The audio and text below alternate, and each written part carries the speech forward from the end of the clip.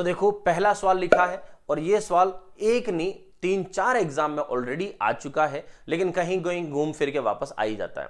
और एक एग्जाम ऐसा भी हुआ है जिसमें इसके 3 ऑप्शन ऐसे थे जो सब के सब सही थे, बाद में उस सवाल को हटाना पड़ा। तो मैट्रिक्स में या ये लुप्त संख्या ज्ञात करने वाला जो टॉपिक है, इसके अंदर एक से ज्यादा आंसर आ सकते हैं, ठीक है, बस तरीके सही होने चाहिए, बाकी एक से ज्यादा भी आंसर आ सकते हैं। तो चलो शुरू करते हैं कि यहां पर कौन सा तरीके लेंगे और क्या नंबर हमें ध्यान रखना और कैसे पता चलेगा।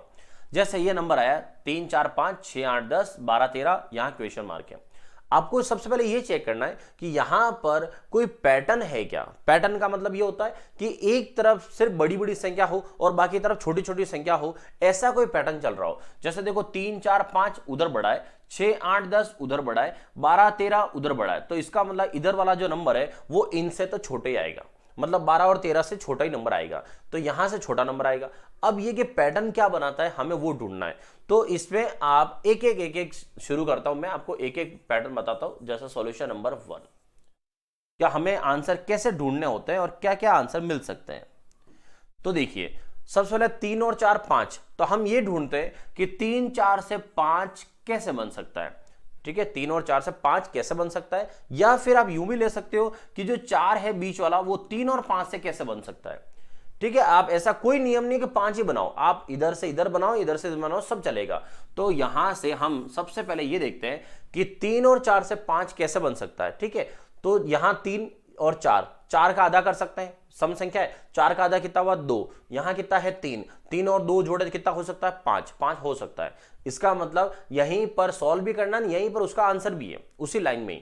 तो सेकंड देखो क्या है, 6 और 8 है, तो 6 को मैं है जैसा रखूं, 8 को क्या कर दो आधा कर दो, तो 8 का आधा कितना हुआ 4, 6 ये ना 4 ये कितना हो गया 10 हो गया। इसका मतलब ये कि दो जगह अगर हमें सेम आंसर मिल जाए, तो दो जगह अगर सेम आंसर मिल जाए तो तीसरी जगह का आंसर उसी पैटर्न से आपको फॉलो करना है।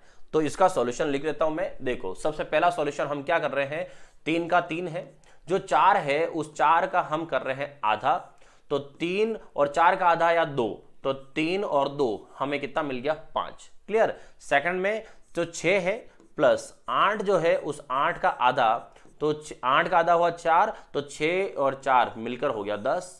क्लियर। तो हम तीसरे में अब क्या करेंगे, देखो तो यहां पर हमें फर्स्ट नंबर नहीं पता, लेकिन यह पता है कि इसका आधा करना है 12 का, और फाइनल आंसर कितना मिलेगा ये भी पता है कि ये 13 है, तो 13 आना चाहिए। तो 13 में आपने यहां से कितना जोड़ रखा है 6, तो और कितना जोड़े कि 13 हो जाए, तो 6 में कितना जोड़े 7, तो 7 + 6 कितना हो जाएगा 13। इसका मतलब ये हुआ कि इस पैटर्न से अगर चलते हैं तो हमारा आंसर जो आया वो कितना आया 7 आया। तो मैं लिख देता हूं इसके जो आंसर है वो क्या क्या हो सकते हैं। तो इसका पहला आंसर आया वो है 7। क्लियर, ठीक है। अब ये पैटर्न आप दूसरे तरीके से भी कर सकते हो, ऐसा नहीं कि मैंने ये किया है आप इधर से करो, आप चाहो तो रिवर्स उधर से ले सकते हो, ऊपर नीचे कोई ट्राई कर रहा लग रहा हो तो ऊपर से नीचे बना रहे हो तो बना सकते हो, लेकिन आपको जो तरीका लगे। अभी तो मैंने सिर्फ एक सॉल्यूशन दिया है, ठीक है। अब चलते हैं सॉल्यूशन नंबर 2 पे कि इसका सॉल्यूशन और क्या हो सकता है, हम और कैसे सोच सकते हैं। तो देखो अगर हम यहां से देखें कि अभी हमने 3 और 4 लेके 5 बनाया, अब हम सोचे कि ये 3 है ना ये 5, इससे 4 बनाया जाए तो कैसा बन सकता है। तो आप देखो 3 और 5 कितना होता है 8, और 8 का आधा कितना हुआ 4, तो इसका मतलब फर्स्ट और लास्ट संख्या को जोड़ के उसका आधा कर दो, बीच की संख्या बन रही है। तो फिर सेकंड में चेक करो क्या ऐसा हो रहा है, तो 6 और 10 जोड़ो कितना हुआ 16, और 16 का आधा कितना है 8, हो रहा है आराम से। दो जगह पैटर्न फॉलो होना चाहिए तो तीसरी जगह पैटर्न फॉलो हो जाएगा। तो क्या हो रहा है देखो, फर्स्ट नंबर लास्ट नंबर का आधा कर दो जोड़ के, तो फर्स्ट और लास्ट को जोड़ के आधा करें तो उससे बन जाता है बीच वाला नंबर, ये आया 4। अब आते हैं फर्स्ट नंबर है 6, लास्ट नंबर है 10, इनको जोड़ के आधा करते हैं तो ये हो गया 16, और 16 का आधा ये हो गया 8। क्लियर। अब आता है फर्स्ट नंबर जो हमें नहीं पता है, यहां पर क्वेश्चन मार्क है नहीं पता है, प्लस लास्ट नंबर पता है 13 है, और इनका आधा करें तो जितना भी आधा करने से आए हमारा फाइनल आंसर 12 आना चाहिए। तो अब समझो कि 12 आना चाहिए, तो 12 किसका आधा होता है, तो इसका मतलब है इससे पहले यहां पर 24 होना चाहिए, ताकि 24 का आधा करने से हमें 12 मिल जाए, और 24 हमें लाना है यहां जोड़ने से। तो अगर मुझे 24 यहां जोड़ने से लाना है तो आप समझो कि यहां का नंबर क्या होना चाहिए कि जो 24 बना दे। तो 13 में मैं कितना जोड़ू कि 24 बना दे? तो 13 में मैं कितना जोड़ू? 11। तो 11 प्लस 13 24 हो जाएगा, और 24 का आधा 12 हो जाएगा। इसका मतलब हुआ कि यहां पर हमें कितना जोड़ना पड़ रहा है? 11। तो इसका सेकंड आंसर हमें और क्या मिल गया? 11 मिल गया। ठीक है, तो 11 और 13 24, और 24 का आधा 12 हो गया। डन। चलो अभी तो 2 ही हुए हैं, अभी देखो आगे। पहले ही पहला सवाल मैं आपको इसलिए ऐसा बता रहा हूं कि ध्यान ना, मैट्रिक्स में सॉल्व करने के तरीके बहुत होते हैं। मतलब सोचो आप एग्जाम में ये सॉल्व कर रहे हो और हो सकता है ऑप्शन में 7 ही नहीं हो, तो आप देखोगे कि मेरा आंसर तो 7 आ रहा है, ऑप्शन ही गलत होंगे। ऐसा नहीं है, हो सकता है उसने ये वाला तरीका सॉल्व ही नहीं करवाया हो और ऑप्शन में दूसरे वाले तरीके दिए हो, इसलिए। चलो अभी तो और आगे बढ़ते हैं। अब आते हैं सॉल्यूशन नंबर 3, तीसरे पे, कि इसका और सॉल्यूशन क्या हो सकता है, तो वो और देख लेते हैं।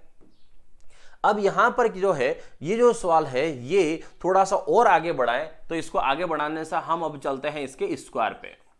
तो 3 का स्क्वायर, 3 का स्क्वायर, 4 का स्क्वायर और 5 का स्क्वायर करते हैं।